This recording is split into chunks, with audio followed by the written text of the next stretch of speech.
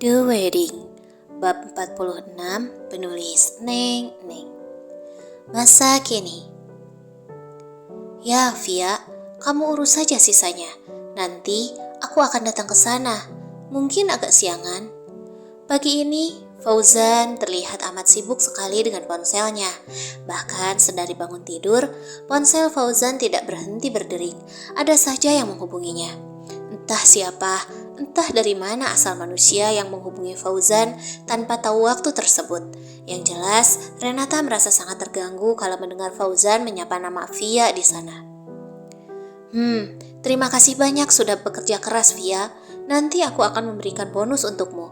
Fauzan masih serius bicara pada seseorang yang diduga perempuan di ujung sana. Renata yang kini tengah mengambilkan makanan untuk Fauzan menghela napas pelan. Entah kenapa hatinya kini terasa terbakar. Panas. Papa, kalau lagi makan, no bicara, halus fokus. Tiba-tiba celetukan Yasmin membuat Fauzan menoleh. Gadis kecil itu kini tengah menatapnya galak. Astaga, bahkan Fauzan merasa kaget sendiri dengan tatapan datar sang gadis. Yasmin biasanya tidak akan memiliki tatapan seperti demikian. Gadis itu begitu lucu dan polos. Lantas, siapa yang mengajari Yasmin untuk memiliki tatapan seperti demikian? Perlahan, mata Fauzan kini beralih melirik pada sang istri. Seketika Fauzan tersedak. Kini dia mengerti kenapa Yasmin tiba-tiba bisa menatapnya semenyeramkan itu.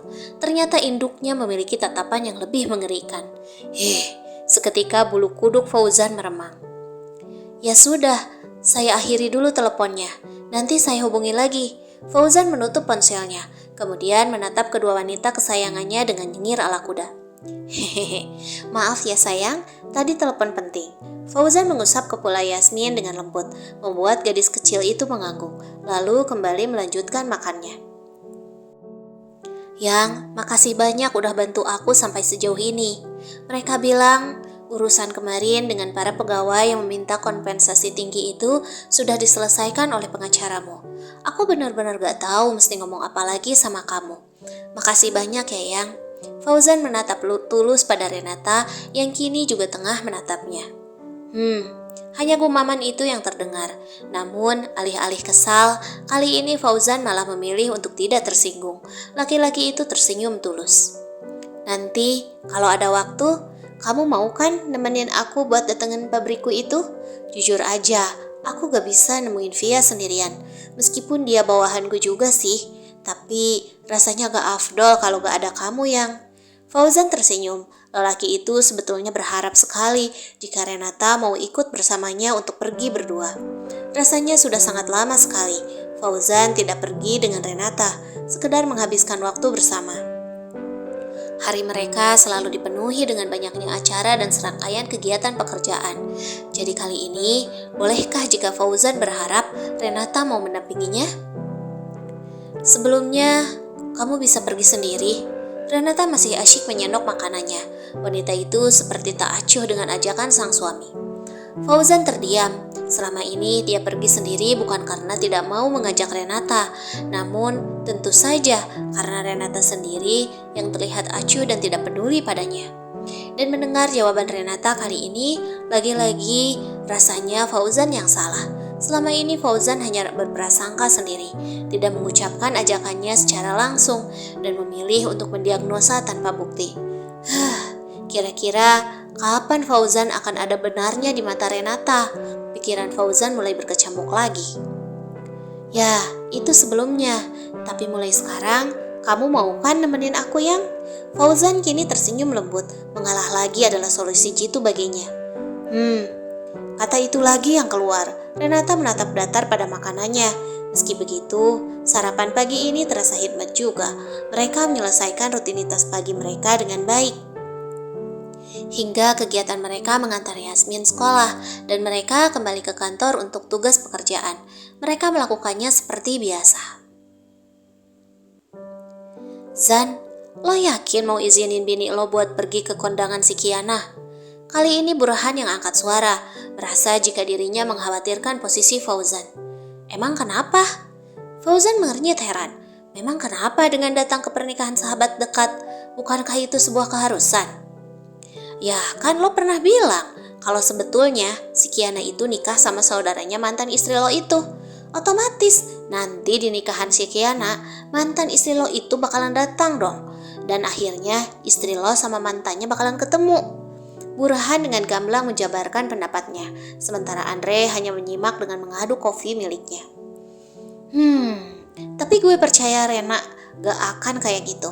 Dia setia kok. Fauzan tidak peduli dengan analisa Burhan. Pria itu lebih memilih untuk tak acuh dengan mengaduk-aduk teh hangat yang baru dipesannya. Tumben banget lo gak mencak-mencak.